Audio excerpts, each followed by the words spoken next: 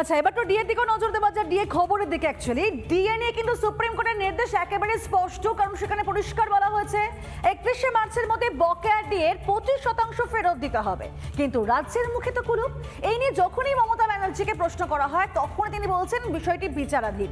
আচ্ছা, যে মামলার রায় ইতিমধ্যেই দেওয়া হয়ে গিয়েছে সেটা কি করে এখনো পর্যন্ত বিচারাধীন হয়, যে প্রশ্ন তুলছেন আবার রাজ্যের বিরোধী দলনেতা শুভেন্দু অধিকারীও।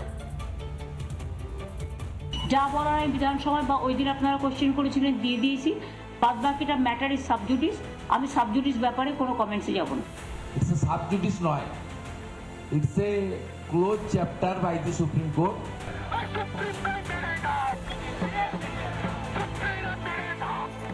রাজ্য সরকারি কর্মীদের বকেয়া ডিএ নিয়ে নতুন করে ধোঁয়াশা। 5ই ফেব্রুয়ারি সুপ্রিম কোর্ট স্পষ্ট নির্দেশ দেয় বকেয়া ডিএর 25% 31শে মার্চের মধ্যে মিটিয়ে দিতে হবে। সেই রায়ের পরও ডিএ মামলাকে বিচারাধীন বলে উল্লেখ মুখ্যমন্ত্রীর, যার প্রতিবাদে গর্জে উঠলেন শুভেন্দু অধিকারী। সুপ্রিম কোর্টের জাজমেন্ট নিয়ে গতকাল অনারেবল চিফ মিনিস্টার প্রেস কনফারেন্সে তিনি বলেছেন ইটস এ সাবজুডিস। আমি ওনাকে বলতে চাই ইটস এ সাবজুডিস নয়, it's a close chapter by the supreme court এবং ভার্ডিক্ট ইজ ক্রিস্টাল ক্লিয়ার। দেশের শীর্ষ আদালত ইতিমধ্যেই জানিয়ে দিয়েছে ডিএ কোনো রকম দান নয়, ডিএ হচ্ছে কর্মচারীদের অধিকার। কিন্তু মুখ্যমন্ত্রী মমতা বন্দ্যোপাধ্যায় বারংবার বুঝিয়ে দিয়েছেন যে ডিএ হলো এক প্রকারের দান, এটা সরকারি কর্মচারীদের অধিকার নয়। এই ভুলই কিন্তু ভাঙিয়ে দিল দেশের শীর্ষ আদালত। বকেয়া ডিএ নিয়ে নীরবতা, কিন্তু যুব সাথীতে তৎপরতা। মঙ্গলবারই যুব সাথী প্রকল্প 15ই আগস্টের বদলে 1 এপ্রিল চালুর কথা ঘোষণা করেন মমতা বন্দ্যোপাধ্যায়। যুব সাথী যে প্রোগ্রামটা আছে, যে স্কিমটা নতুন করে লঞ্চ করা হয়েছে মাধ্যমিক পাশেদের জন্য, মাধ্যমিক পাস যারা করবে 21 থেকে 40 বছর, সেইটা আমরা বলেছিলাম 15ই আগস্ট থেকে করব। কিন্তু যেহেতু 1 এপ্রিল থেকে ফাইন্যান্সিয়াল ইয়ার শুরু হয়, কাজেই এটা আমরা 1 এপ্রিল থেকে দেব বলেই ঠিক করেছি।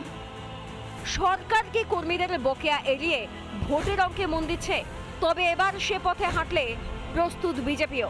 বঞ্চিত সরকারি কর্মীদের পাশে ফের দাঁড়ানোর আশ্বাস দিলেন শুভেন্দু। কিভাবে এরিয়ার ডিএ পেমেন্ট করবেন তার পুরো রূপরেখা সুপ্রিম কোর্ট বলে দিয়ে গেছে। এই লড়াই অত্যন্ত লেজিটিমেট লড়াই, এবং মার্চের মধ্যে যদি 25% টাকা না দেন আইনে ব্যবস্থা নেওয়ার সুযোগ রয়েছে।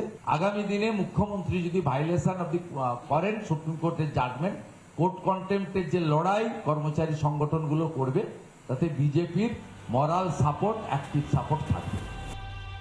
31শে মার্চ ডেডলাইন, রাজ্যের দুয়ারে কড়া নাড়ছে সুপ্রিম কোর্ট। সময় মতো কি বকেয়া ডিএ মিলবে, নাকি আবারও অপেক্ষায় সঙ্গী হবে রাজ্য সরকারি কর্মীদের? ভোটের আগে আদৌ জনবিরোধী সরকারের কাছে অগ্রাধিকার পাবে কর্মীদের অধিকার? কোন পথে হাঁটবে মমতার সরকার? রিপাবলিক বাংলা। নানা ধরনের কন্টেন্ট দেখার জন্য লাইক করুন, শেয়ার করুন আমাদের ফেসবুক পেজ, সাবস্ক্রাইব করুন আমাদের ইউটিউব চ্যানেল।